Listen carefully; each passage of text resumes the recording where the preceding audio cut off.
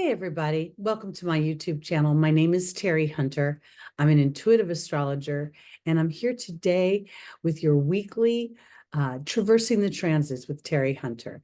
This is where I'm going to look at the transits ahead, and then we're going to pull a tarot card and do an angel reading for each sign to get advice from the angels on how to traverse this last week of 2023. This is a pretty significant week as we have a lot of, I think, energy kind of standing still in the sky as we sort of assimilate and review the year of 2023 and then set our intentions for moving forward in 2024. Mercury has been retrograde. It is stationing at 22 degrees of Sagittarius, going to move forward on the first day of 2024. Jupiter has stationed at 5 degrees of Taurus, and this has been going on for a bit and will continue to go on throughout this week. So these horoscopes are based on whole sign Western astrology. When I talk about a day and a time, I'm in the Pacific time zone, so please adjust for your location. And today I'm going to share my screen, go over the transits, and then we're going to do our readings after that. So here we go. Share the screen. All right. So here we see today is December 23rd, 2023, and we can see the sun has entered Capricorn. We can see Mercury at 29 degrees, retrograde of Sagittarius, and here is Mars at 21 degrees of Sagittarius. Mercury is moving backwards, Mars is moving forward. So as we progress through the week, we're going to see a conjunction here, and yet it almost feels as if it's a drive-by for me because both planets move very quickly, and while they have been traveling together for quite some time, now they're starting to focus in different directions. Mars here is, to me, starting to feel the gravity of the information that Mars has garnished throughout this year, learning here to be a more strategic warrior, a more thoughtful and intentional warrior versus a reactionary warrior. We see Mars is at the 21st degree, and throughout the week is going to progress onto the galactic center, where there will be information offered. And that information will come through inspirations, through your meditations, through connecting to the universe on some level and posing a question. And then that question will be revealed. The answer will be revealed through what I believe is a series of inspirations, ideas, thoughts, just things that may appear to be random. Now, it may sound funny, but Mercury is currently conjunct the galactic center. The galactic center is at 27 degrees of Sagittarius, so it's moving this direction. This will be the second time that Mercury is going over this point before it stations direct and moves back over this point.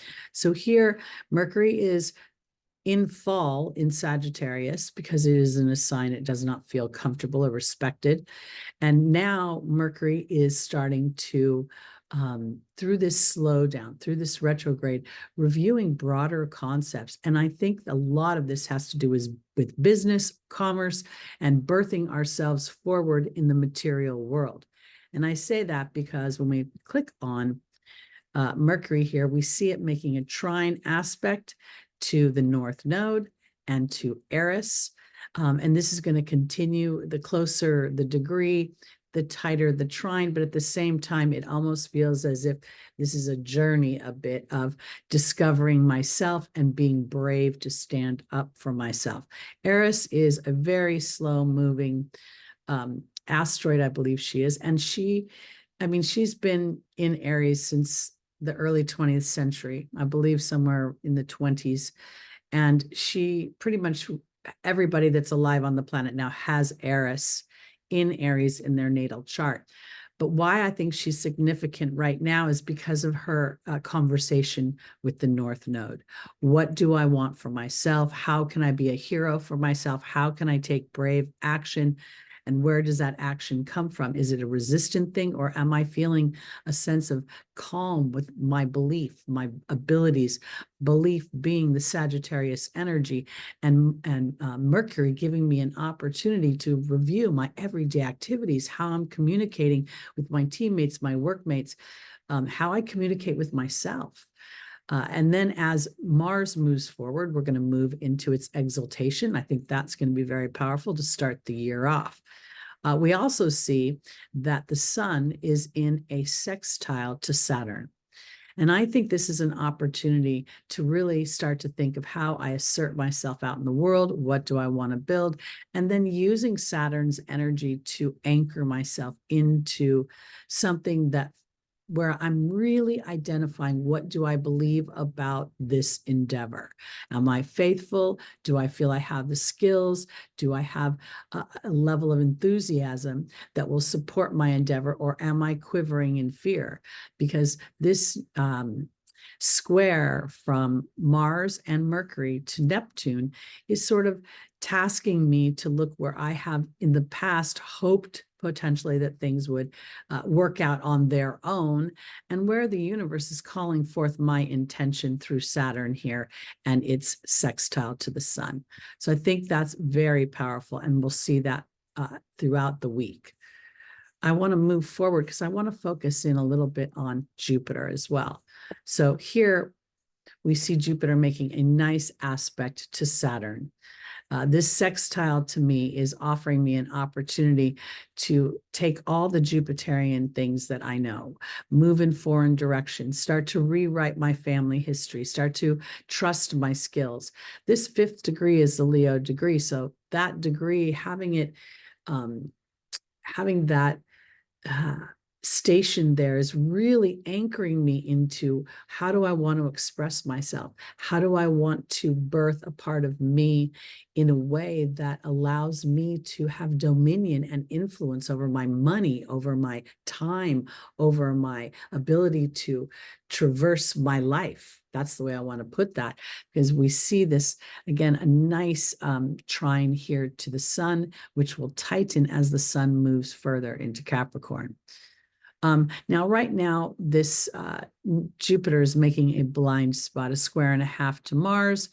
And I think that that to me is just a bit of a moment where, again, Mercury's not indicated here, but Mercury's retrograde is giving me the information that I require in order to move myself forward. So here, this feels a little bit like a spot where I'm taking action on faith, or I'm taking my viewpoint on faith versus trying to look for something in the material world that will support my walking me through my fear. Let me be a little clearer. If I have a trepidation about something, or a fear about something, about using my voice, stepping myself out, being on a platform, birthing my life in a more broad and expansive way, then that square and a half is sort of tasking you to look inside at your abilities, at your belief, at your talents, versus looking outside of the world for validation of that before moving forward. Okay, let's move forward in the week. As we move forward, we see that not only is Jupiter stationing here, so is Uranus. Uranus stays at this 19th degree for quite some time, and it's making some interesting aspects. We see it having an opposition to Venus in Scorpio. Venus in Scorpio is considered in fall as well. Whenever a ruling planet is in its opposite sign, that's considered detriment. Excuse me, I should have said detriment.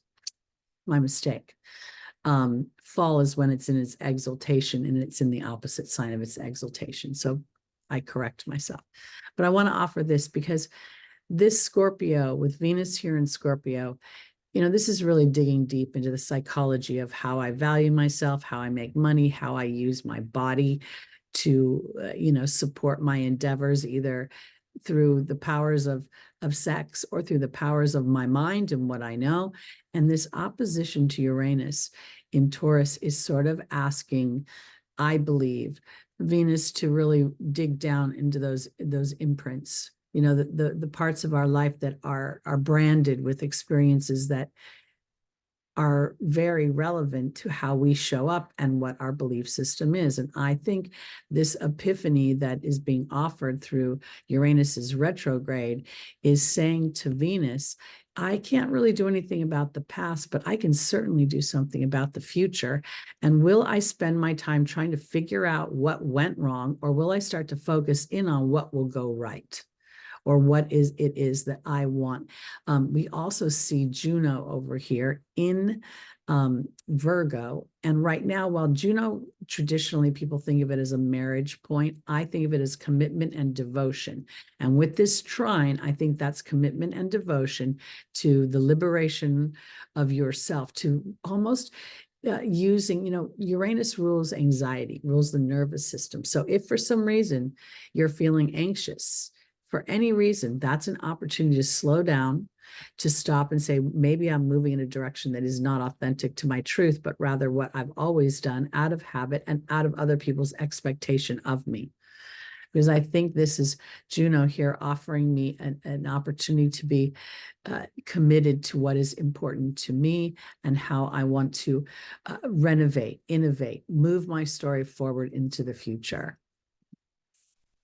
Let's move.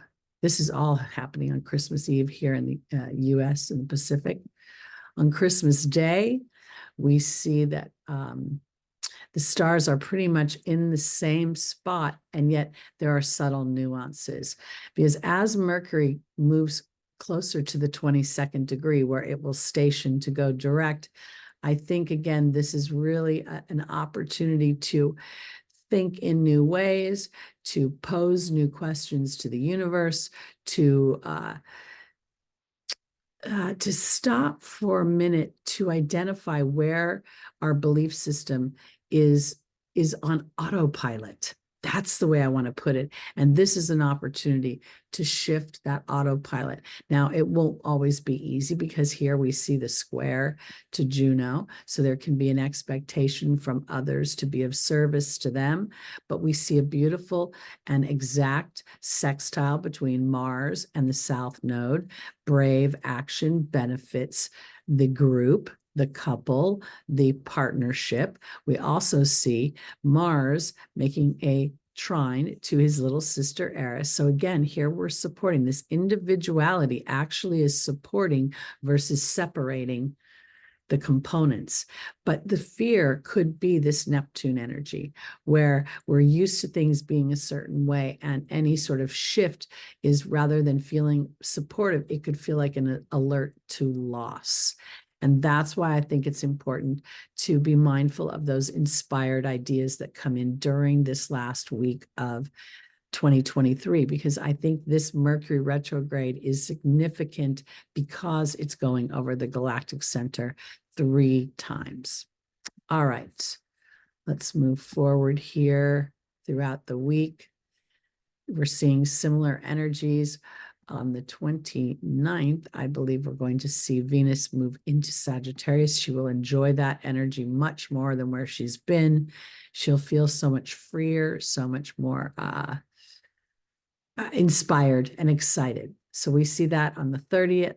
She's moved into Sagittarius, and we see Mercury has now had its conversation with Mars repeatedly, and now it is stationary because it's going to go direct on the 1st, 2 days from now. We also see Pluto in its last few degrees of Capricorn. I think this is significant because while we'll see one more retrograde, I believe, from Pluto back from Aquarius into retrograde, right now, this is really an opportunity not to look outside myself, but here's that 29th degree that is speaking to this 5th degree of Jupiter. And I say that because they're both a Leo degree. And Pluto, this square could be bringing up the old fears, the history, the obligation. And yet, even though it is creating a tense dynamic with Jupiter that's saying, let's move beyond that. Let's see how we can use that old toxic energy, that old imprint to serve us in a more succinct way. And that's why I think when we see this trine to the sun and this sextile to Saturn, especially the sextile to Saturn, because this is a longer transit It has more gravitas because Saturn is a very strong planet, and so is Jupiter. I'm not saying the sun isn't, but the sun again moves very quickly. And so there can be this tendency to, as the sun moves away from something, to not see the light of it. But here, Saturn and Jupiter are supporting a deeper look into the transformation of how it will serve versus pull us under. Okay, and then I think that's actually, let me look and see, I think that's next Saturday, the 30th. Yes, it is. And then I'll just quickly do the 31st, which will be for some of you the first day of the year. For here in the Pacific, it will be the last day of 2023.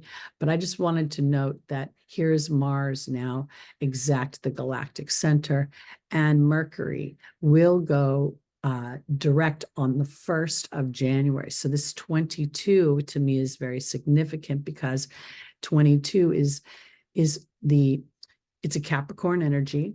It is also the master number of cooperation, the master number of partnership. And I think that this is an opportunity to come into partnership with all the experiences that you've had and offering them sort of a renovation, a rewrite. The dark spots make the color pop. And I think when we look at what Mercury represents, it could potentially be challenges with our siblings, challenge with our communications, both with others as well as with ourselves. And this transit of these two planets going through this sign this particular year is offering us a broader perspective of what has been considered mundane every day, that routine we get on. We all have a schedule, right? And oftentimes our schedule rules us. We also see on the 31st, Jupiter started to go direct. And again, it's stationing at this 5 degrees, which I think is significant because we have this sort of theme of what is important to me. Because if we think about it, when we serve our own happiness, when we take the time to really dig into what makes me feel fulfilled, rather than looking at how other people will perceive our fulfillment, then we become happier humans. So even our challenges become more enjoyable. And I think that's where the real, renovation, revelation, and 2.0 version of the human experience is going to take place. So let me stop sharing right now. And what I'm going to do is I'm going to start with the sign of Capricorn. I'm going to pull a tarot card, and then I'm going to do an angel reading. Capricorn rising is what I'm basing this on. If you're a Capricorn sun or a Capricorn moon, or you have a stellium, that would be 3 or more planets in the sign of Capricorn, or any sign for that matter. That's going to be an important focus, and that's a sign you should listen to as well. So happy birthday, Capricorn, and let's look at your tarot card. This is the 2 of Swords. This is a Libra energy. The 2, 3, and 4 of the sword suit represents the cardinal air. And here what we see is a character who is sitting with extremely big thoughts, and they're precarious. This would be a perfect example of an astrology square, where there's 2 perspectives, both having value, and yet I've got to close my eyes on some level and sink into my inner knowing to find the solution. We see this card as predominantly blue in its nature. So to me, this also refers to, how do I speak to myself? How do I allow the emotion here that we see in the ocean or the sea, the water, is not necessarily tumultuous, but it's not calm. And then we see this sort of darker sky with this crescent moon. So there's a real stretch to having to sort of an energy of having to feel a situation and then feel it again, and maybe even one more time, so that there can be a clearing of, or an awareness of, a habitual, dutiful, imprinted way of thinking, feeling, believing in the possibilities, and then allowing what Pluto has done for Capricorn, which is to break up the old structures, to bubble up to the surface the toxicity, the energies that are no longer serving you, so that you can start to intend and co-create the life that you want. And part of that for Capricorn is very much going to be shutting down your 5 material earth senses so that you can hear your inner voice. Let's do the angels. So for those of you that are new to my channel, this is a 4-card spread, and I use 2 decks. The first position represents the foundational position. For Capricorn, this is the angel Chantal. She represents love and romance. Then we have Archangel Gabriel in the opportunity or the obstacle. We have Archangel Raphael in the angel's advice. And then we have Rosetta. Archangel Raphael is in the position to give us information on how to walk through the obstacle or take advantage of the opportunity that's represented by Archangel Gabriel here. Chantal is being joined by the focus card. Archangel Gabriel is being joined by the partnership card. Archangel Raphael is being joined by the Lady of the Lake. And then Rosetta is being joined by the horse. Okay, so this very much feels like it has to do with love. It has to do with connecting with other humans and how that rolls. Now with Capricorn, there is a strong building energy, and there's ambition in the Capricorn energy. There's leadership in the Capricorn energy. And yet at the same time, there can be this very earthbound leadership. Like, these are the rules, this is the authority, this is the way it's done, and this is the way it's going to be done.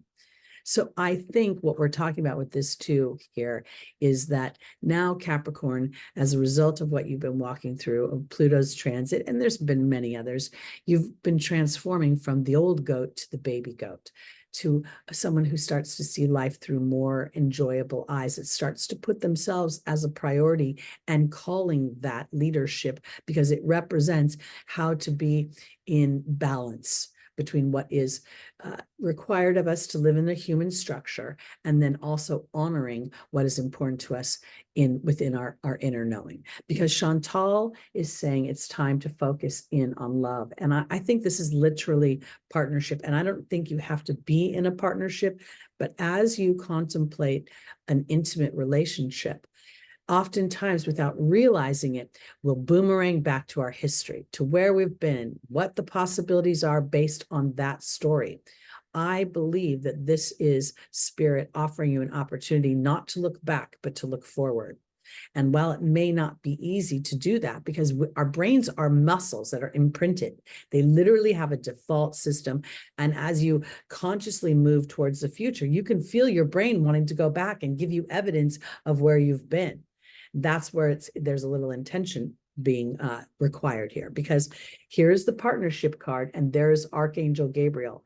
And she's really asking you to work with her to rewrite your self-talk, to rewrite your possibilities, to own with courage the things that you want versus shutting them down because you can't see the possibilities or you don't have experiences to support something that feels magical or something that feels dreamlike. Because Archangel Raphael offers an epiphany of thought.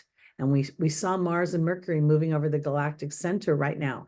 So connecting with your team, you could have inspired ideas. The Lady of the Lake is about self-respect, courage, responsibility. But often when I look at her, I see the storm. Her hair is flying everywhere, and there's all this tumultuous water beneath her at her feet. And yet she holds Excalibur, the sword of truth, with the lightest touch. And I think that really speaks back to this Two of Swords. And for my Capricorns, I think this is just a little bit of a week to really sort of encapsulate what is important to you. Then again, dig a little bit deeper. Am I projecting what's important to me based on my truth or based on the truth that other people will approve of me having? Because when I look at Rosetta, I think this is a childlike innocence. I think this is my baby goat. And then when I look at the horse, I think we're talking about the Sagittarian energy here. That idea that Mercury and Mars are moving in through Sagittarius. There is this, brave opportunity to rewrite how I think. And then Mars is going to move into your sign, your first house, where it's exalted, where Mars is in its highest dignity other than its rulership. So I think this is super powerful for you. And again, this is not about necessarily taking action, but an awareness of my thoughts, a gentility with my contemplation and my assessment of things, and really then deciding, what do I love?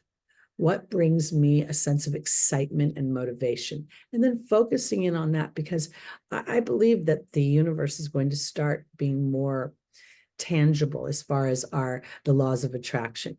People who are been walking in awareness, aka consciousness, aka evolvement, will start to put ideas out into, they'll just start to think of things, and then the elements, the ingredients, the components of that idea will start to appear. And then your bravery to walk through them will demonstrate for others how this universe rolls. And that's why I'm so excited about the Shapley cluster and the points within it, which are really a magnetizing and attracting energy. It very much resonates with how we manifest on this planet. Okay, let's go on to our Aquariuses. That would be Aquarius rising, moon, sun, and stelliums.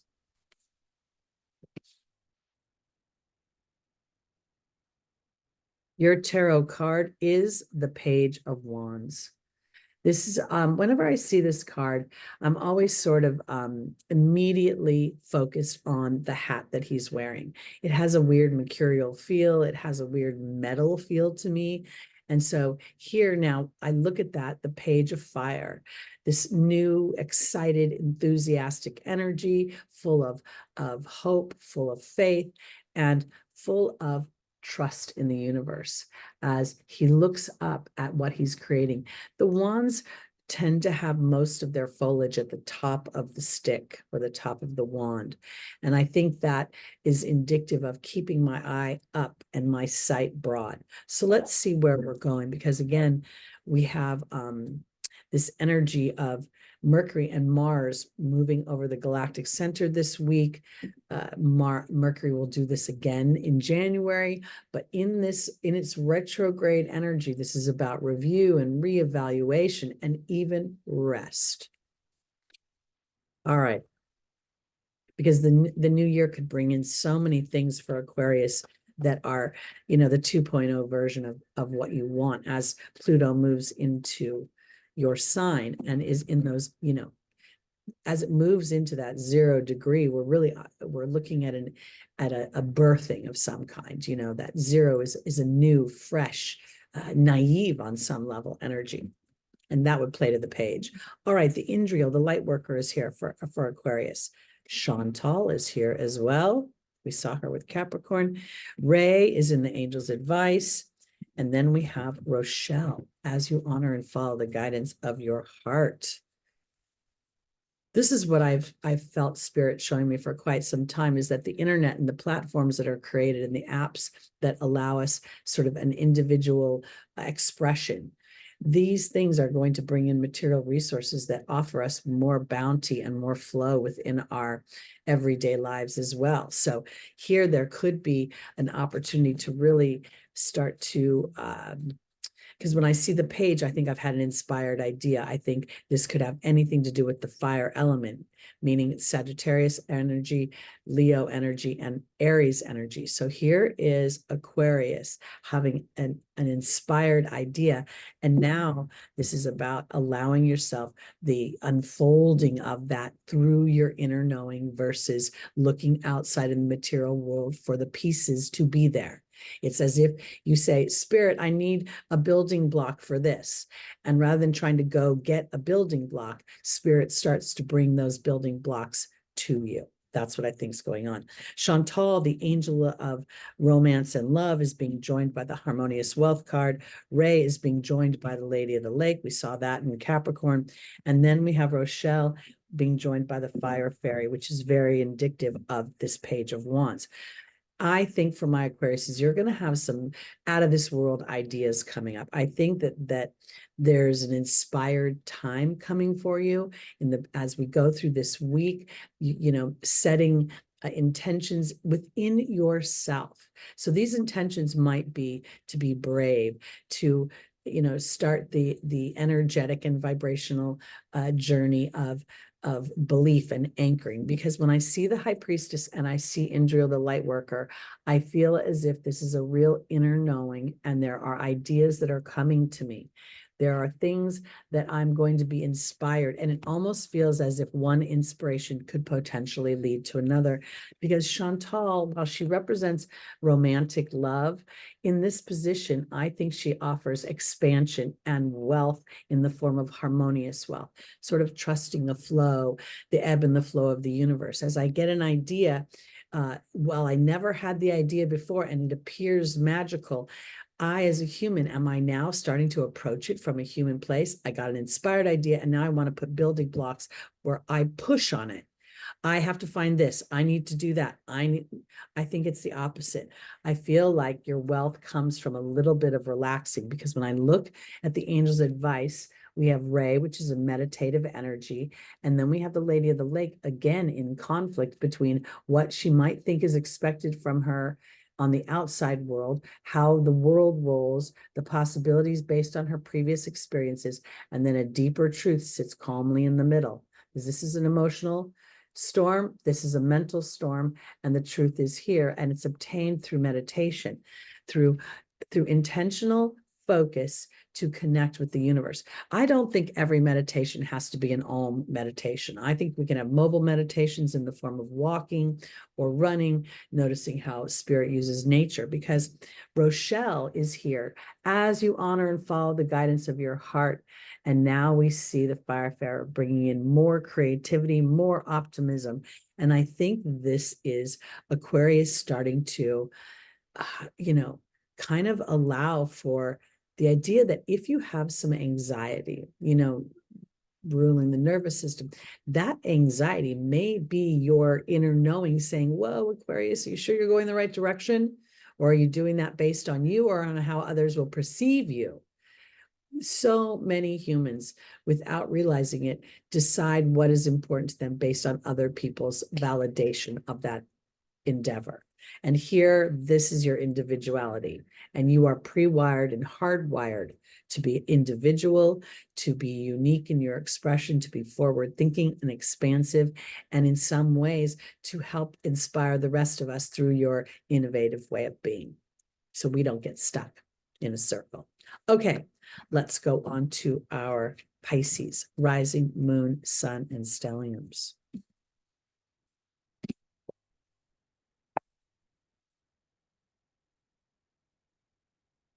All right, this week for our Pisces, we have the tarot card, the Five of Wands.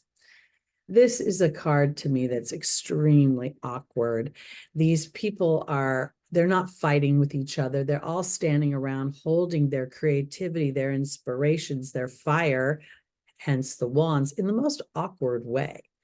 It's as if they're all trying to come together to find some sort of organization, but they're not doing it very efficiently. So let's see how Pisces, we have Saturn going through the house of Pisces right now. This is your first house of self.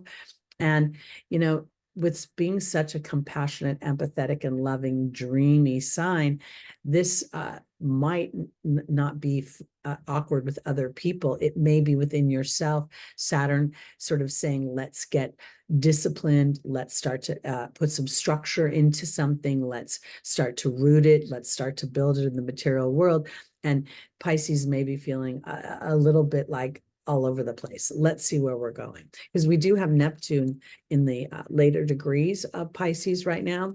And while it's in its domicile there is still this feeling of a little bit of fog, a little bit of unsureness. And I think that's because in the Pisces energy, we're sort of between two worlds, the material world, the earthly plane, and then out of body and in spirit. And that can sometimes create a weird conflict within.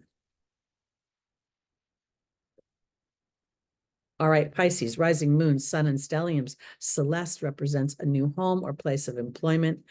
Maya also represents schooling and education. Daniel represents partnership and history. And Rosetta represents a childlike innocence. When I see Celeste, while she represents a home or a new home or a place of employment, I often think of it as a shift in the way I'm thinking, because you can put my physical body anywhere on the planet. I have a belief system and I take my actions based on that belief system. So let's see where we're going with Celeste. She's being joined by the Wealth card. Maya's being joined by Merlin. Daniel's being joined by the Horse. And Rosetta is being joined by the High Priestess. I want to offer this to my Pisces, rising, moon, sun, and stelliums. This actually feels as if it is a weird, awkward environment, or there is some sense of tension or competition. And if you have been working in an environment that does not support you, this disruption may be the perfect thing that compels you to want to seek a different experience. Because Celeste, while she represents a new home or a place of employment, this wealth card represents harmonious wealth. So it's not just material resources. It's actually feeling peace of mind, feeling connection. Pisces likes to feel connected. It's a supportive energy. It is an empathetic energy. So I think that this wealth card could very much indicate an opportunity to start to expand how you are ruling your everyday life. Maya is about schooling and education. And here's Merlin offering balance, justice, and alchemy. And I want to say it this way. When we're in a challenging situation, it can very much trigger this. We haven't done enough. We aren't enough. We should have done something differently. And we end up kind of self-criticizing. And I feel like for my Pisces, this might be a journey of awareness in some way. How, you've been potentially a cooperative component, but maybe you haven't received cooperation back, or you haven't felt completely connected within the team of people or with ideas. Because I think this is about, there's a weird feeling for me here of sort of pushing the outside world's input away. Pisces rules the bedroom, rules places that we spend time alone, rules dreaming, and rules fantasy and illusion and creativity. And maybe here there is an opportunity for you to sort of kind of take the outside voices, other people's input, put it on the outer ring, and allow yourself to come back in and recalibrate what you want for yourself, so that you can then start to emotionally and mentally and spiritually align to that, so you can move that into your new year. That's what Saturn wants to do. It wants to allow you to root yourself in a more succinct way versus that sort of, flowy, I'll absorb myself into you. If there's a chameleon in the Zodiac, it can be Pisces. It doesn't do it on purpose, but there's so much compassion for the other point of view that the individuality or the individual thought can get muddied. Every chart is different, but there's a potential, because in the angel's advice is Daniel, the angel of history and partnership. It's also, we see expansive, the Horse here. And here, this is where I'm going back to this Sagittarius energy, thinking that Mercury has been traveling over this galactic center. There have been ideas. Mercury ruling my everyday activities, ruling my communications, the information, the downloads, the solutions that the galactic center has to offer doesn't necessarily have to come through a communion with the universe as much as it could come through your everyday activities. And there's an awareness of it. Because when I go to the final position, I see Rosetta, which is about parenting, teaching, but it's the inner child. And there's the High Priestess, which is my inner knowing. So I feel as if this whole week is about sort of maybe even identifying where you have felt awkward, where you felt a sense of mock competition, or things didn't feel aligned. And now you're starting to tell the universe how you feel aligned. When I'm doing my everyday activities, I feel a sense of peace. I feel a sense of flow. I feel a sense of abundance, and starting to characterize things versus identifying actual situations. And I do feel as if you have any challenging energies within your home environment or your work environment, as you say to the universe, this is what would feel good for me, this is how I would like this to play out, then the universe could, in the new year, bring those components into your experience. And then it will just require a bit of bravery walking through them. All right, here we go onto our Aries, rising, moon, sun, and stelliums.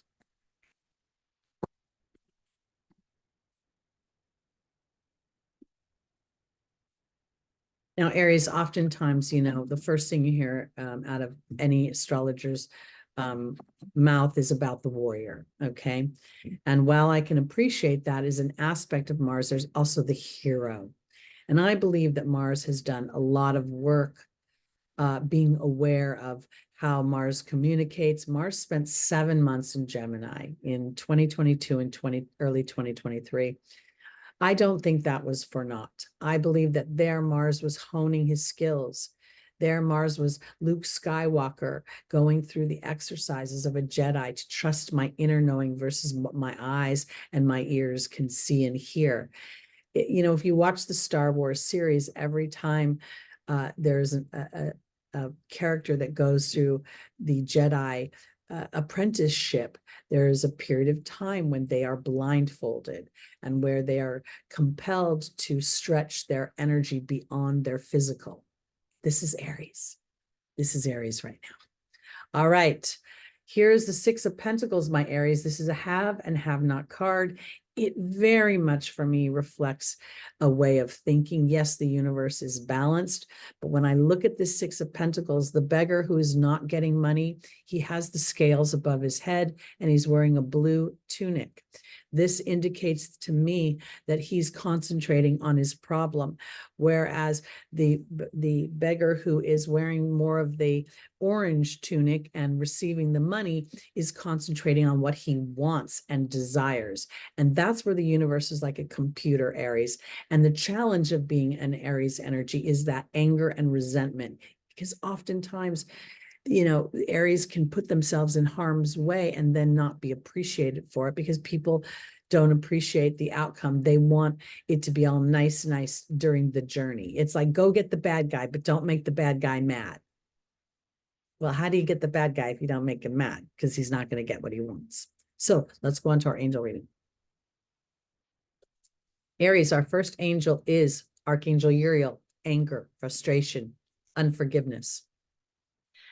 Shanti, the angel of peace, is in the opportunity and or the obstacle. Ray is again in the angel's advice.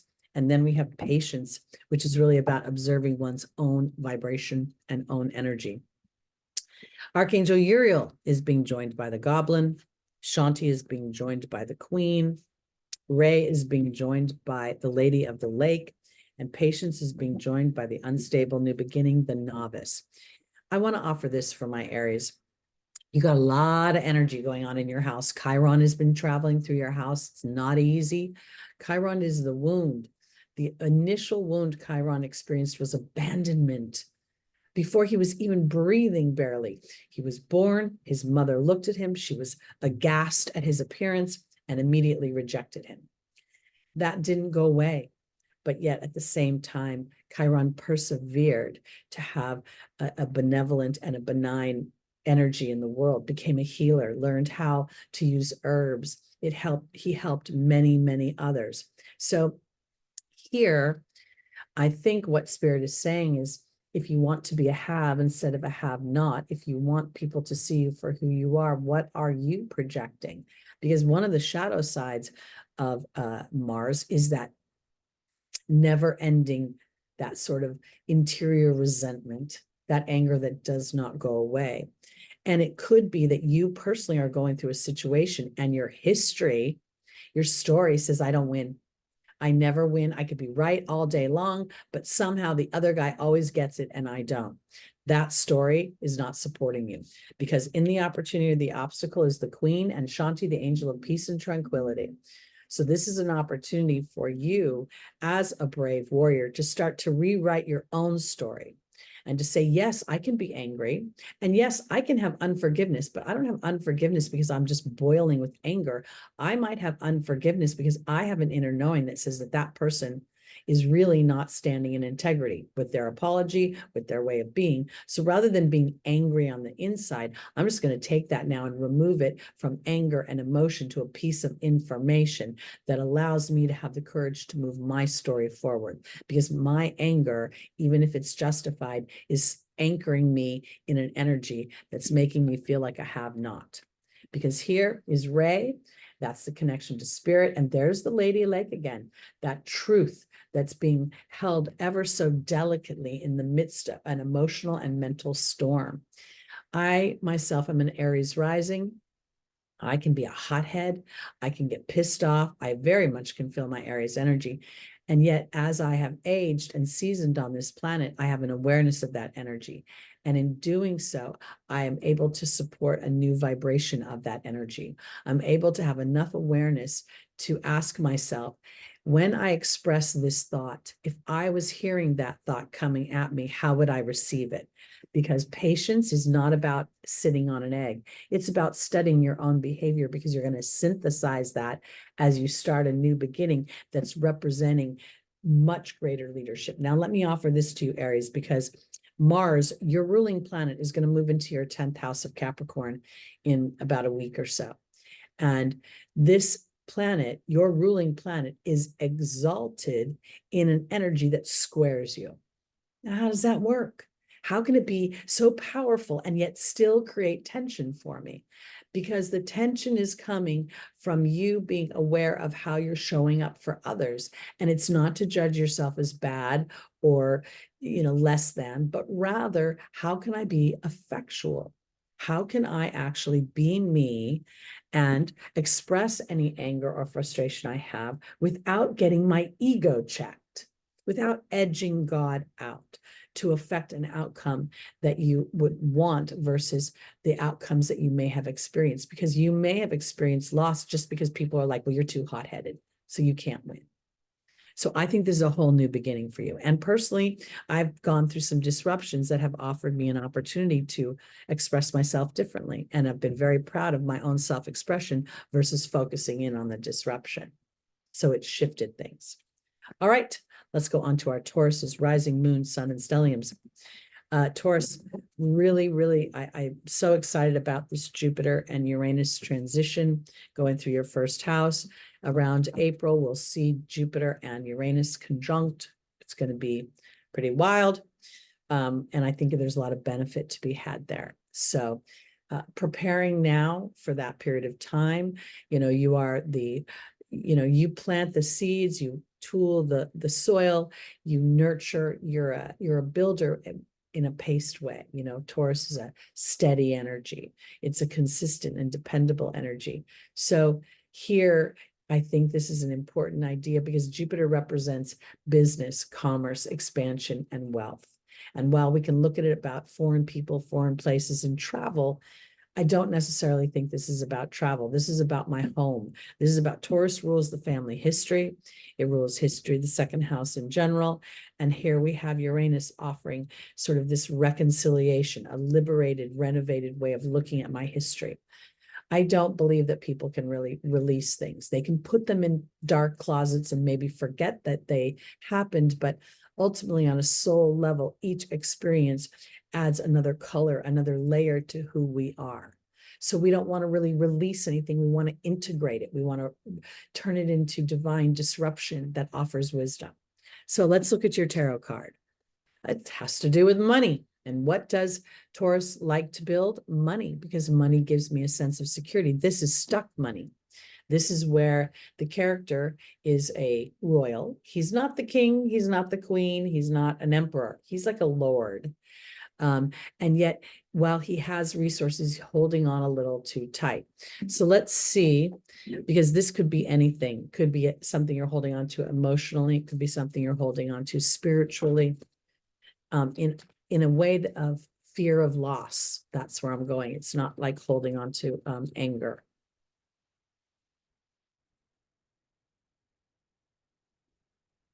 All right, Taurus, our first angel is Desiree. The second is Opal. The third is Ray. Wow, Ray's in the same place a lot. And then there's Isabella. Okay. That's interesting to me because I think this is a planning, this is a strategizing. This is sort of like if you think of your life as a crop of, some sort of crop, whatever you want to call it, watermelons, strawberries, I don't care. You've planted the seeds, things are starting to pop up. Even the fruit is starting to show itself, as evidenced here by this idea of having money, but holding on to it tightly.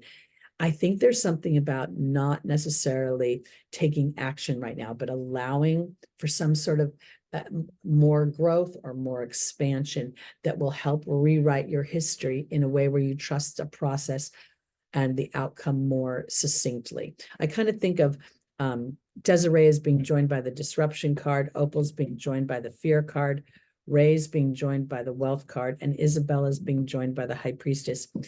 I kind of feel like when I look at this spread, I sort of imagine like being a farmer and you know that a big storm is coming and you're looking at your crop and you're like, if I harvest that crop right now, I'll have something.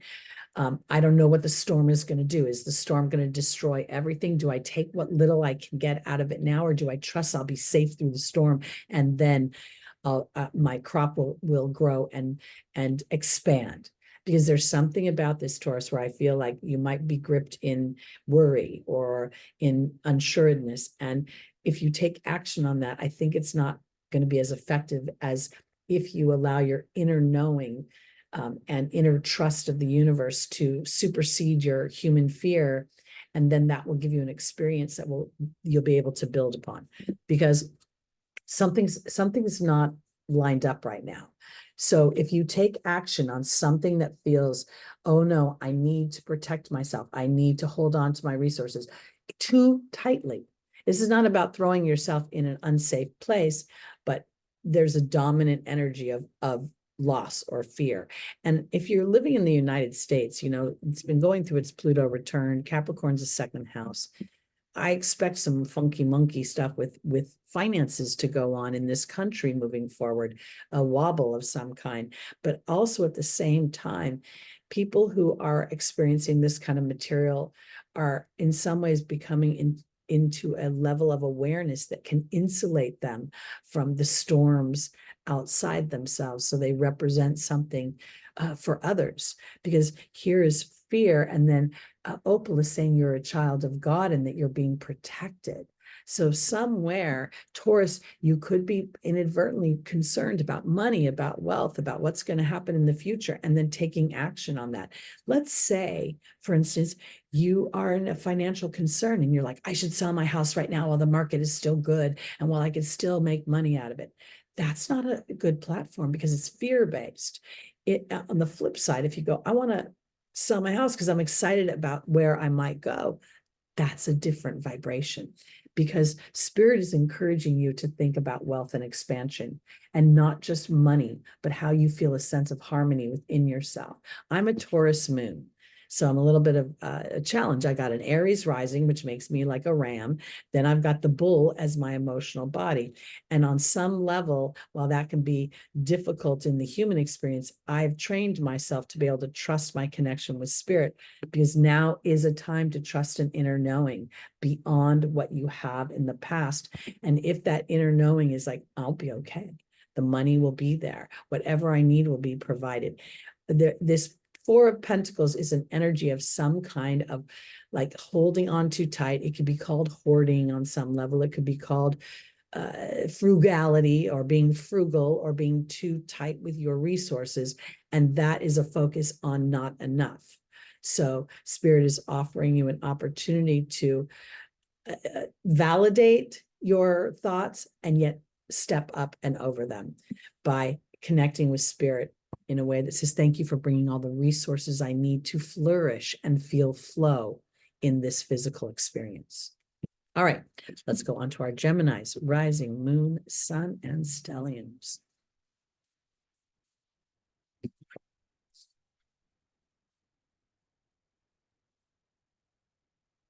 Gemini. Oh, we have the Emperor.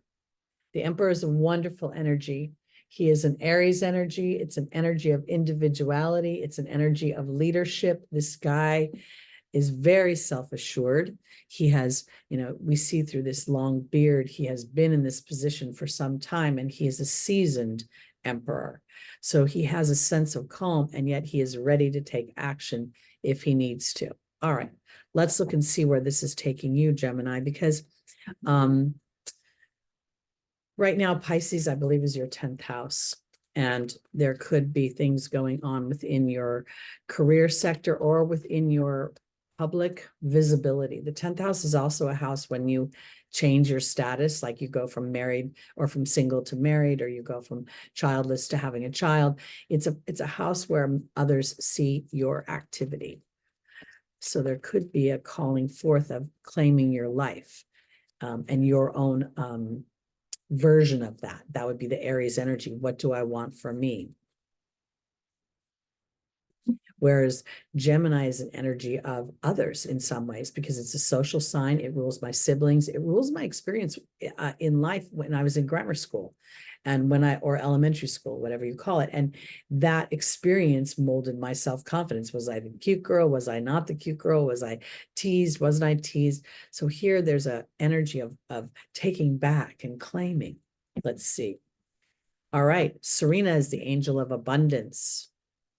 Then we have Archangel Michael, we have Bridget, and then we have Fiona. The little bit of a challenge, being mercurial, is contemplating too many sides of the story. Your ruling planet is going over the galactic center, not once, not twice, but 3 times over this retrograde period, which is, including the forward motion, the 3-week retrograde, and then the forward motion. It's going to be about a 2-month period of time when you're going to get to rethink your belief system.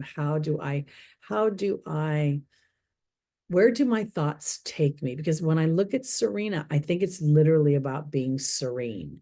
It's about allowing yourself to take a sense of leadership for yourself. What do I want? How do I want to spend my day? Serena's being joined by the dragon, Archangel Michael's being joined by the queen, Bridget's being joined by the spider, and Fiona's being joined by the horse. I think your career sector is being rewritten. I think that Saturn and Pisces energy is having you really kind of take the lovely elements of Pisces, the dreamy part, the whimsical part, the magical part of Pisces of what can be, and start to implement that into your everyday heart chakra. Because the dragon is so much about power and strength, comes through calmness, and Serena's backing that up. And this feels like an interior job. I'm taking leadership for what I want for me. Now, Archangel Michael is offering you not only protection, but courage, as you have the bravery to sit back and go, okay, universe, this is what I want to experience. And now I'm starting to focus in on that. Because I pretty much feel like you're doing this as an experiment to see if the universe will bring what it is you want. And Bridget is asking you to look deeper. And then we look at the spider. And I feel like this is like the World Wide Web. I feel like that is, when I look at the spider, I think whatever gets in that spider web is stuck. Even if a human walks through a spider web, it sticks to your skin. It's not easy to get off. So I think that as you're looking deeper into your thought process, how much time you spend worrying, hence Serena, because if you're serene, you're not worrying. Because now that you've asked God and the angels for help, be open to receiving. And then the horse literally says to accept help from another and delegate to authority. I think this is taking leadership, the emperor of what you want. The emperor is a 4. That's my foundation. That's the 4th house of home. Now I'm brave enough to say, this is what it feels like. This is what, the characteristics are. There are kind people, there are happy people, there's laughter, there's money, there's all the resources. And then going through a period of time when you surrender, because I think there's an inspired idea coming. I want to offer it this way. There was a period of time when I had a job. This is 10 or 11 years ago, maybe 15 years ago now. And the job was just an emotional nightmare. The guy I worked for was angry all the time and always cranky. And he was just eroding me on the inside out. And I tried to get a new job and I couldn't do it. I couldn't, get over the finish line. And the more anxious I got, the less I got the job, or less I was able to get it. When I finally surrendered to, okay, forget it, I give up. Within a month, I got a new job. So there's something about your focused worry, your focused trepidation, your focused concern. And as you surrender that and then say to the universe, this is what makes me feel safe. This is what makes me feel flow. This is what makes me feel fulfilled. The universe will start to bring those things into your experience. We've got to double down on going to the universe, and we've got to double down on serenity. And it's not easy for you because you're mercurial and your mind goes back and forth and it runs scenarios, but it only runs them from a human perception. So Spirit's asking you to take leadership and run them from a new perception. Okay, let's go on to our Leo, Cancer, rising, moon, sun, and stelliums.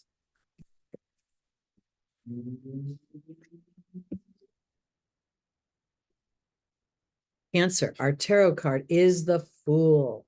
Now, I see this very much as a Mars energy. It may not be a fiery energy here, but he's the pioneer. Here I see Mars is a young man, right? Mars is as a brave young knight, and he's going out on an adventure. He's going out to find his way. He's not exactly savvy. There's the potential that he could fall off a cliff, but he's more engaged in his idea than he is in fear. And that's why I think it's Mars for me. The sun shining behind him. There's that sense of newness. And when we go into that Mars energy and the Aries energy, we're talking about Cancer right now. Cancer, rising, moon, sun, and stelliums. But now there's a new part of you being birthed, a new sense of adventure within you. Let's see where we're going.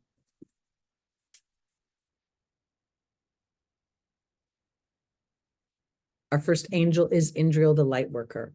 The second is Sonia, which is connecting with your team. The third is Archangel Raphael. And the final is Chantal. Oh, very nice.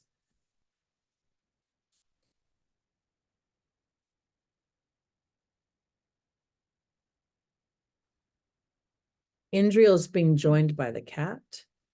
Sonia is being joined by the birth and the rebirth card. Archangel Raphael is being joined by Merlin, and Chantal is being joined by the cow. You know, Cancer is a very nurturing sign. It rules healing. It rules the oceans. It rules the property which we were, grow up on. It rules our country of origin. It rules nurturing children and family, and in some ways, it rules our self-confidence. Because that the home with which we grew up in will be the platform for whether we trust ourselves, whether we're willing to adventure, or whether we feel unsure, or whether we feel a little bit of unnerved, because this is where I'm going with this. For my Cancers, because you rule, family, you rule the rearing of children, there's a feeling here, especially for the ones that might be of between 20 and 40 something. If you have not found love yet, or I shouldn't say found, if you have not invited love in yet in a way that is authentic to your heart, I feel as if it's now is a time to start to think that this is being offered to you, that the universe in its wisdom is bringing you not just a partner, but somebody who is aligned. Because when I look at Indriel, the light worker, and I see the cat, well, the cat represents healthy boundaries. I think it's 9 lives. I think that this Fool is representing almost like it doesn't matter how old I am. It doesn't matter what other people say. Love is being offered to me. Love will be offered to me. Love is on its way if it hasn't already shown up. Because when I see Sonia and the birth and the rebirth card, I can't help but think that there is a divine hand on something. And if something has crashed and burned, or something has not revealed itself, and you feel a sense of loss because of that, then there's an opportunity for you to start to perceive things a little bit differently, because Archangel Raphael is offering a healing. Now, I don't particularly care for the word healing anymore. It infers I'm broken. It infers something is wrong, something is diseased. I believe everything offers a contrasting experience, which gives me a new perception.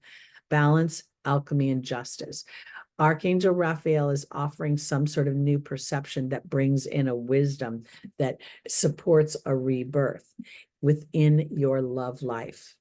Literally, Chantal says that a new romance is imminent, either through reignited passion in an existing relationship or through the meeting of someone new. Now, here's the cow. The cow is abundance. It is asking and receiving. It's nourishment. So if you've been in relationships that did not nourish you, but in some ways depleted you or put you so much in the role of nurturer that you didn't feel nurtured, there's a rewriting going on. And that's been evidenced by the opposition of Pluto in your first house, because Capricorn is your seventh house. So I think that as we're rounding out this last week of 2023, the Fool represents a new beginning for you. It represents an opportunity to dream big, to look to the sky, to the universe, not to where you've been, which you can tend to, all humans tend to do it. And in doing so, it will bring forth some sort of wisdom, some sort of illumination. Oh, wow, I went through that because now on the other side of that, I gained this and I have this awareness and I feel a deeper sense of fulfillment within me that I bring into my partnerships.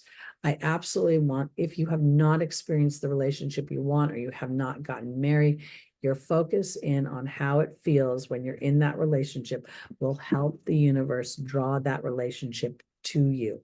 There is new life being offered. Okay, on to our Leos, rising, moon, sun, and stelliums.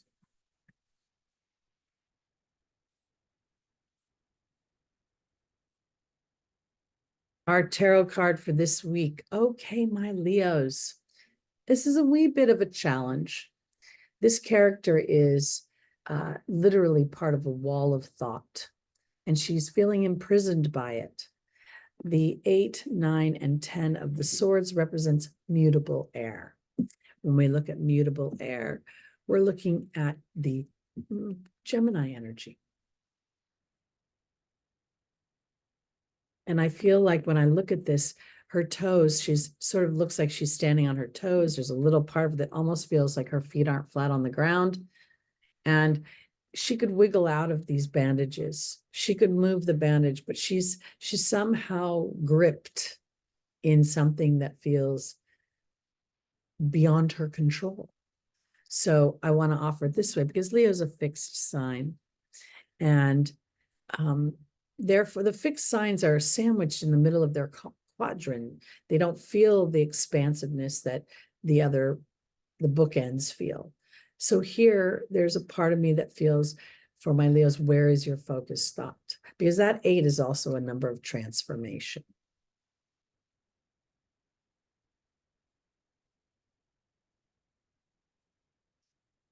Okay. Let's see where we're going, where you might be. Because Leo, if sometimes the end of the year can bring up a lot of melancholy. It can bring up reminders of what could have been or what didn't be. And there's just this sort of, because when I look at, she's wearing an orange tunic that represents our sacral chakra. Most of the ground here is orange, not brown, not yellow. There's something, her wants and desires are not being fulfilled, and her emotional body feels as if she's feeling a little dry there, as if we just see puddles of water.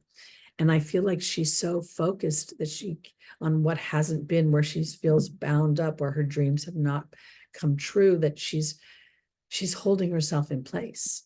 Let's see where we're going with this. Our first card is the Fire Fairy, creative action and optimism.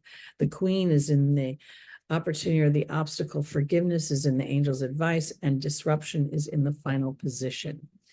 The angel joining Bethany is the angel of self-care, and that's joining the Fire Fairy. The Queen is being joined by Athena. That's about lovingly asserting myself. Forgiveness is being joined by Mystique, which is continuing ahead. And then the disruption card is being joined by Ray. For my Leos, Aquarius is your 7th house, and you will see Pluto move into your house of partnerships. This is not just personal partnerships, intimate partnerships. This is also professional partnerships. And there could potentially be, because Leo is concerned about the audience, how will people respond to my creativity, to my leadership, to my letting my sun shine brightly.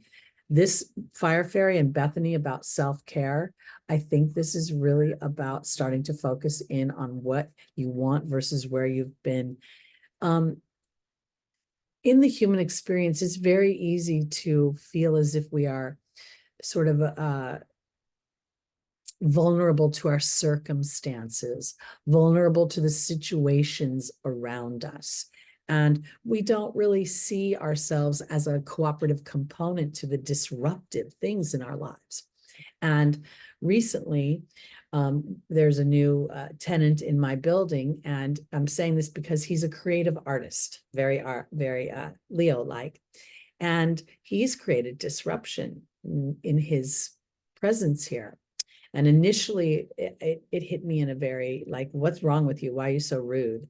And then I started to reframe it for myself, because where I'm talking about is I think Leo's going to start to reframe things for themselves and start to see how certain disruptions are helping you identify where your thought process is stuck in what has been. And while it may be valid, maybe there's a certain parts of you that like, this isn't happening and da-da-da-da-da. The focus of the lack, the scarcity, it didn't happen is tripping you up. Because now Athena's saying, lovingly asserting it's time to lovingly assert yourself towards your ease of reception. The queen here is all about fertility. And when I think of fertility, I just don't think about babies. I think about being fertile in many areas of my life, fertile in my resources with money, with time, with, whatever it is that the components I want to or need to come in. It could be a computer, a component I need. It could be help from somebody. There's a rewriting for Leo that I feel like I feel like you're stuck in a line of thought that isn't working for you. And pretty soon, as you keep charging ahead into this more, okay, what do I want versus where I am, you're going to start to feel a reconciliation coming in. Like, oh, I get it. I get why that moment felt so challenging, because now that I've pushed past that moment, keep charging ahead, I can start to rewrite the story that's pulling me under and started having it lift me up. Because this disruption card and Ray makes me feel as there's a lack of connection with your team. There's a lack of connection with the universe that is offering you its support. You're thinking you got to do it all on your own, and you can't somehow get yourself out of the thought process that I need to go find the job. I need to go find the resources. I need to go find the lover. I need to go find the health professional. Somewhere you're looking like it's got to be outside myself. And I think it's coming back to, what is my base thought? What is my base belief? Where am I starting this endeavor? When I walk out the door, oh God, I hope I find a job, or oh, I'm going to find a great job, and the job's going to be the job I like, or something that I feel valued in. This is a rewrite for you, Leo. This is a little bit of taking and claiming, so that as Pluto moves into that 7th house, you can feel a renovated version of your partnerships, of your resources, of who you are in relation to other people. Okay. Let's go on to our Virgos, rising, moon, sun, and stelliums.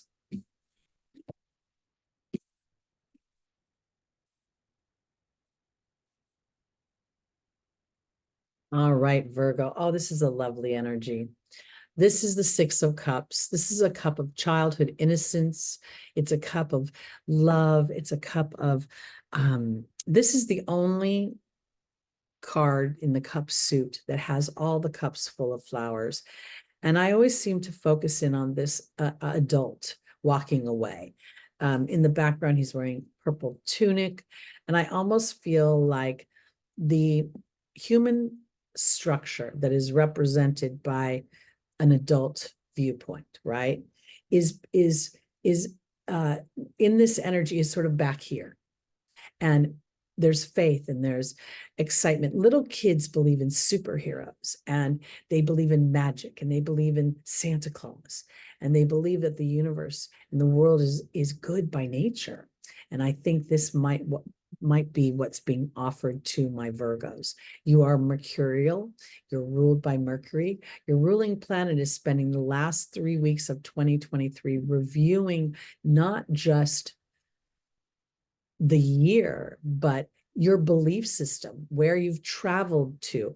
I believe that while your ruling planet is in detriment in Sagittarius, as it goes through the galactic center and back to the 22 degrees of Sagittarius, it's going to master those broader thoughts. There's a feeling of understanding the synergy between the broadness of Jupiter and the detail and the sort of, I want to think of Mercury as being more about my earthly information, whereas Jupiter is giving me more spiritual information, and there's an ebb and a flow with that. And I think that as you move forward, you have an opportunity to regain a childlike innocence about moving into 2024 and what is being offered for you there, that you know, it doesn't have to be all work and no play. Whoa.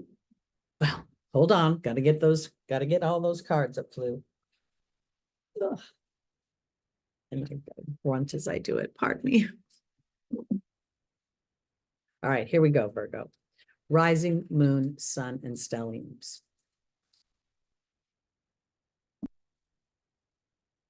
Our first angel is Azure. Your desired outcome will happen in the near future. Athena is about asserting yourself lovingly. Layla is about telling the universe what you want. And Chantal is about love. And this is about love. We have Azure being joined by the Queen, Athena being joined by the Protection card, Layla being joined by the Truth card, and Chantal being joined by the Frog. This is really lovely, Virgo. I want to offer this too, because I really am kind of keying into this sort of childlike innocence that believes in magic and believes that good things happen. Azure says your desired outcome will happen in the near future. Have patience and faith and don't force it. And there's the Queen accentuating this receptive energy. You know, as you walk through your day, you know, when I first started my law of attraction energy, I started with parking spaces and silly things that I thought, oh, those are easy to manifest. And then as I started to put an intention out there and then to see the components start to come into my space, I started to trust it more. Because here is the protection card, which is 38. The protection comes from your focused thought, your ability to assert yourself into what you want versus where you've been. Because Layla is very much about talking to the universe, your truth. When I started doing my work as an entrepreneur, and I was very focused on being able to pay my bills, being able to survive materially. And then I realized that as I did that, I was limiting myself by inadvertently putting numbers in my head. So I started to broaden that by saying, thank you for bringing all the resources and things I need to support me in a way that makes me feel safe and excited about moving forward. Because Chantal is about love, and then the Frog is about emotional cleanup. But as I look at this, I almost feel like this is a renewed sense of, it's almost as if Virgo is being offered an opportunity. Now, look, I know that Saturn is opposing your first house. I know that. But Saturn might be illuminating some of the things of where you've put yourself in too much duty, or you've put yourself in too much obligation. And now it's about being a little bit more frivolous. The adult in you walking away and letting the child within you sort of dominate for a minute and see how that child, through its magical way of believing that the universe is benign, will start to create things that are much more enjoyable. And if indeed you're a Virgo who is wanting to be in a relationship, your ability to focus in on how it feels when you're in that relationship could very well bring something in. And Mercury retrogrades tend to bring in old lovers or old friends or old stories, history of some kind. So if at the very least what you're doing is reviewing your love life or your interactions that are more childlike and playful, I think it's important to think of those energies as something that is as important as making money and doing things the way you're expected to do them, following the rules. I hope that made sense when I said following the rules of human structure, adulting, as they call it. It's now an adjective. Okay, let's go on to our Libras, rising, moon, sun, and stelliums.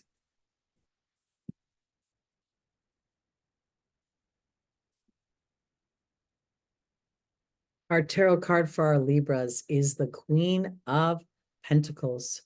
This is a Capricorn energy. We can see the goats on the throne, but she also looks down at what she's created with almost a sense of like she's holding this pentacle in her hands, and at the same time, I feel like she's holding it like a baby. So she's made something she's very proud of in the material world, and there's more abundance coming. I also see, as I look at the card, her crown has this sort of green veil that comes from it. And it makes me feel as if, while she is very much represents the material world, she knows how important her heart connection and her head connection is in order to create the base chakra bounty. The colors always tend to, for some reason, bring detail out to me, because no matter the human, no matter the rising sign or whatever, the human is inadvertently trained to fear happiness. Anything that comes, any flow could be fleeting, but boy, problems, they'll stay forever and a day. And while we're on the Libra energy right now, Libra rising, moon, sun, and stelliums, the Capricorn energy squares Libra, and yet Saturn is exalted in Libra. I always think these things are so funny, because the tension of the square is always, for me, this sort of historical way of thinking, being, believing, and then this sort of renovated way that is untested. It's unsure, because I think that this is about Libra starting to trust that something is coming through ease and through your being able to put your heart and your head together in order for your physical being to feel the flow of material resources. Because the bunny in the foreground tells me that something is coming in quick, and something, bunnies are prolific, and this is an earth sign. So something's coming in to bring bounty, or to restore bounty, or to bring a sense of flow. But again, Libra, you're a head sign, you're an air sign, and this is somehow happening as a connection between your heart and your head. Now, let's talk about the South Node transiting through your first house. South Node is what they call a point of erosion. We think of it as Ketu, the tail of the dragon, where toxic energies are excreted. At the same time, we tend to identify energies in a way that doesn't allow for their expansion, because something toxic poop turns into manure, and manure makes a garden grow. It provides nutrients, and we're talking about the earth here and material resources. So if something that felt like an excretion has been coming, it could be a transformative energy that is allowing the North Node in your 7th house to bring a wisdom of your own passions and your own desires within your partnerships, within your professional relationships, within those places where, the 7th house is a place where we're expected to create harmony and peace for somebody else. And if we don't feel harmony and peace within ourselves, how do we create it for someone else? All right, let's go. Libra. Athena says it's safe for you to lovingly assert yourself. Then we have Ray, who's been showing up all day long, connecting to spirit. I think that's Mercury going over the galactic center. Indriel is the light worker, offering an epiphany of some kind. And then we have Archangel Uriel, which is about frustration, about anger, about unforgiveness. Athena is being joined by the cow. Archangel Raphael is being joined by the disruption card. Indriel is being joined by the Lady of the Lake, and Archangel Uriel is being joined by the fire fairy. Okay, every time we're talking about Earth, we're talking about a process of something, because we build on the earth, we have to start with the platform and then build the structure. If we plant on the earth, we put the seeds in the dark of night, and then we wait for the process of gestation.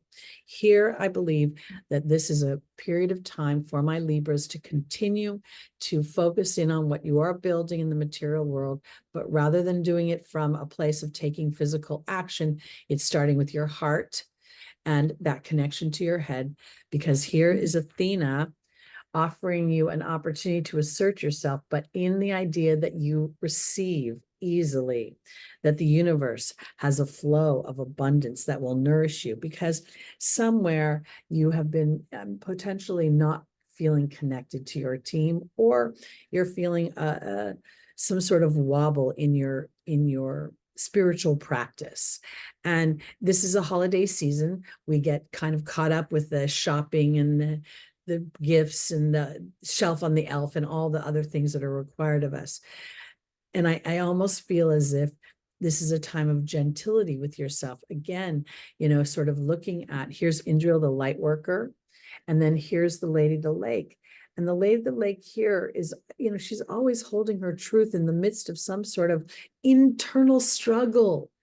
And I think that struggle could potentially be what is expected in the outside world. And now I'm coming back to putting you this sign of partnership, the sign of creating harmony and peace for others. I'm tasking you on some level as Teri to allow yourself to create that for yourself, and trust that as you do that, it ripples out into your experience, because Archangel Uriel is dealing with unforgiveness, anger, and frustration.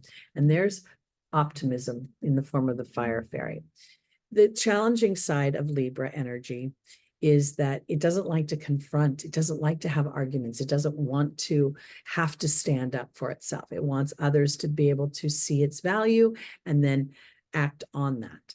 And yet at the same time, that can be disempowering if you're wanting somebody else to see your value and then determine that their validation of your value is all there is. I don't think so. So I think that this is an opportunity to assert yourself towards what you want, both emotionally and spiritually, and then allow yourself, if there's been a wobble, if there's been some sort of pause, hence the disruption, hence a potential frustration, you can think, well, it's the end of the year. We've been in a Mercury retrograde, Jupiter's been retrograde, and now the planets are starting to station to move forward. And then just sort of give yourself a little bit of a break here and a little bit of a moment. Be like, everything's gestating. Things are happening. Things are being built both within my eye line and without my eye line. Things are happening in the universe that I may not be able to see, but as I assert myself in the trust of that, then it will lower any frustrations. I think I've told you guys that I've been going through this weird legal thing, and I'm very confident that my position is going to be supported. And at the same time, it's taking months and months and months for this to go through. And I could be very frustrated with this, but I also know that as I surrender to it, the universe could be doing things much better than I can imagine. So that's what I want to say for my Libras. All right, let's go on to our Scorpio, rising, moon, sun, and stelliums. Oh, I love this card. This is a card of self-satisfaction. This is a lovely energy. The Nine of Cups is, this man has been creating and building from his heart chakra. He's been speaking from his heart chakra. And now, while he's still in process, he hasn't come to the full manifestation, he's satisfied with this chapter. So let's see where we're going with my Scorpios. Rising, moon, sun, and stelliums. Our first angel is Daniel, the angel of marriage, and my history in relationships. I have Chantal, the angel of romance. I have Archangel Raphael offering an epiphany and a balancing, a healing. And then Isaiah is offering a new birth. Daniel is being joined by the fire fairy. The spider is joining Chantal. Archangel Raphael is being joined by the king.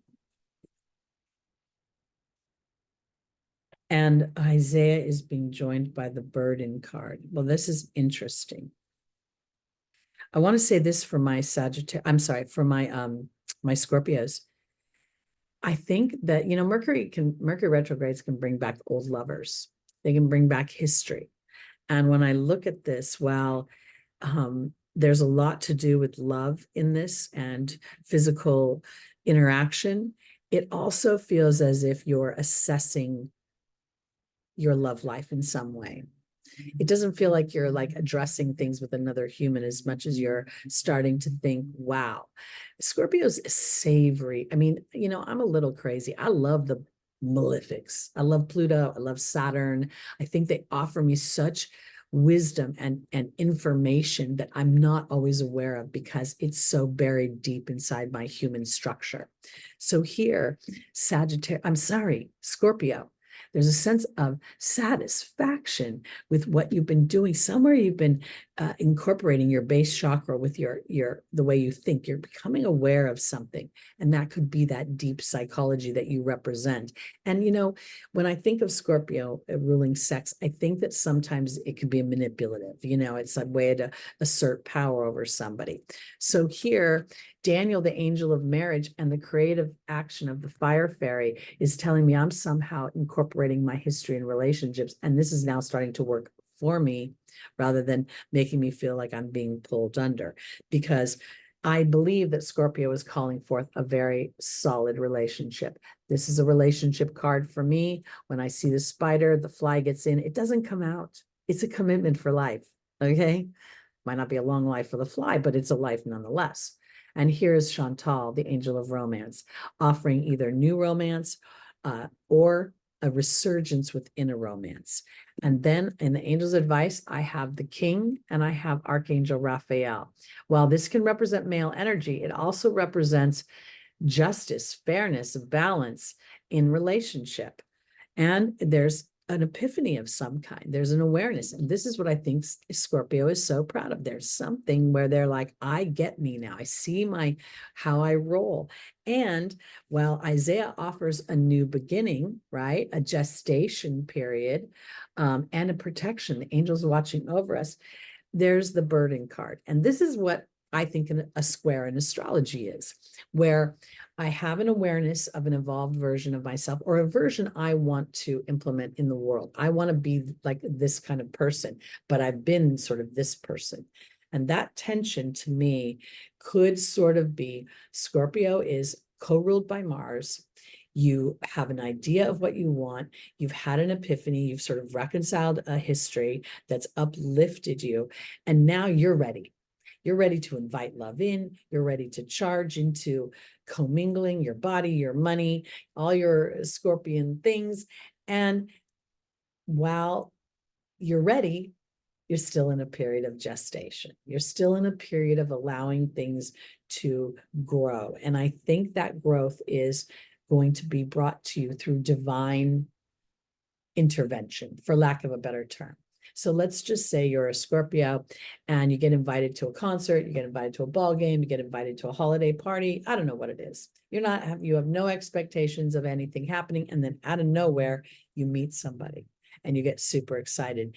And now we're going through the journey of discovery. Because when I look at the burden card, it doesn't feel like a burden. It feels like I get a start and I want to just jump in to the deep end of the pool, but I can't. I got to start at the steps, at the shallow end of the pool, and process myself in there. But at the same time, Scorpio feels like there's a certain awareness. Okay, I got this. And I feel like that awareness is a certain awareness of your own psychological imprint, and now using it with the skills of a master versus unconsciously. Okay, let's go on to our final sign for the last week of 2023. Our Sagittarius is rising, moon, sun, and stelliums. Your tarot card is the sun. This is a lovely, lovely energy. And when I think about the idea that Mercury is about to retrograde over the galactic center, Mars is going through your first house, so they're coming together. Venus is going to be entering your first house before the end of the week. So that will feel very lovely. She likes being in the sign of Sagittarius. It's very interesting and inspiring for her. So the sun here is a Leo energy. There's a sense of vulnerability to a deeper inner knowing of what makes me happy. And sometimes I think this young boy on this white horse often represents the the magical side of childhood. I want to be a princess when I grow up. I want to be a prince. I want to be Buzz Lightyear, just sort of that superhero energy. And there's this sense of trusting that when we look at this sun energy. And I also think it's significant that the Fool has, literally gone through the whole Zodiac, pretty much. This is a 19. So, the Fool has been through 18 other energies by the time it gets to the sun. And there's an awareness and a wisdom of this journey. And now I think he's vulnerable on some level to trusting his co-creation. So let's look, Sagittarius, where we're going. Our first angel is Faith, Vanessa. The second is Athena, lovingly asserting myself. The third is Sonia, my team, and Mystique is saying to charge ahead. We have Vanessa being joined by the letting go card. We have Athena being joined by the truth card. We have Sonia being joined by the forgiveness card. And we have Mystique being joined by the perception card. So if you're a late born, there's a couple very significant points in Sagittarius. So if you're anywhere near 14 degrees of Sagittarius with any personal planet, Sun, Moon, Venus, Mars, Mercury, Saturn, or Jupiter, you're going to be, depending upon the orb, that is the great attractor. It's a beautiful point for bringing things to you from the universe. And it is a co-creation at its finest. If you have anything around within 3 to 5 degrees of 27 degrees of Sagittarius, you are on the galactic center. Again, these are significant points in your natal chart indicating a soul's focus. So here, this sun energy is really representational of a sort of reconciling fear over faith, knowing that fear is a natural component to faith. And when I've walked through a fear, it anchors my faith, because here's Athena saying to lovingly assert yourself. And there's the truth card. The truth is that the assertion through my fears is what gives me my strength. It's almost like there's fear is the primary component to feeling my achievement, to feeling exhilaration, to feeling power. Because here, Sonia and the forgiveness card makes me feel like I'm talking about these points in the Shapley cluster that are significant to Sagittarius, and the connection to those points in the universe empowers me and gives me a reconciliation. Oh, I get it. I get it. I was focused in on this. And sure, of course I was supposed to, because that's what humans train me to do. Pound the pavement, find the job. And now, as a Sagittarius, I realize I don't need to find it. I just need to describe how it feels to the universe. And the universe starts drawing the components that bring those opportunities to me.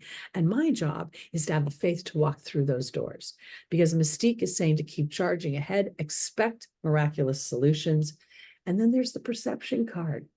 And I think this is really where you start to live a true Sagittarian experience, where your thoughts have broadened and your philosophies and your ideologies have become so expansive that your go-to is the universe. I have faith, and this is how it feels. And then I understand the ebb and the flow of putting in this intention. And then rather than expecting a light switch to pop up, I know that my belief and my willingness to go through the journey of that belief will allow the pacing and the timing of when it will show up. And that's why I think the perception card is so powerful, because it's this willingness to understand that I'm in a physical human apparatus, and that apparatus has its own operating system, and fear is part of it. So no matter how much I try to live outside the human structure in my belief system, my surrender to the ebb and the flow, that when I see something that sparks any lack or scarcity, that's an opportunity to feel abundance and trust, and to align my perception more succinctly to how it feels when the solutions have presented themselves. The galactic center is a point that provides solutions and divine inspirations. So as you have those coming up, this particular week, maybe, and even into January, when Mercury is going to move back over the galactic center. I think this is important for you, Sagittarius, because this is where you start to really anchor in your desires, and then you get to really start to feel the expansion of your ruling planet, Jupiter. All right, everybody, that's it for me, Teri Hunter. This is, again, the last broadcast of 2023. When I come back, it will be the new year, and we will start back on the Sunday lives. I believe it's January 7th at 11 a.m. Pacific time. If you'd like to book a astrology reading or an angel reading with me, I am available. My information is below in the description. Just send me an email and I'll send you all the pertinent information and rates. All right, everybody, have a lovely, lovely holiday. And if you don't celebrate the holiday, have a lovely end of the year. All right. Peace out, everybody. See you soon.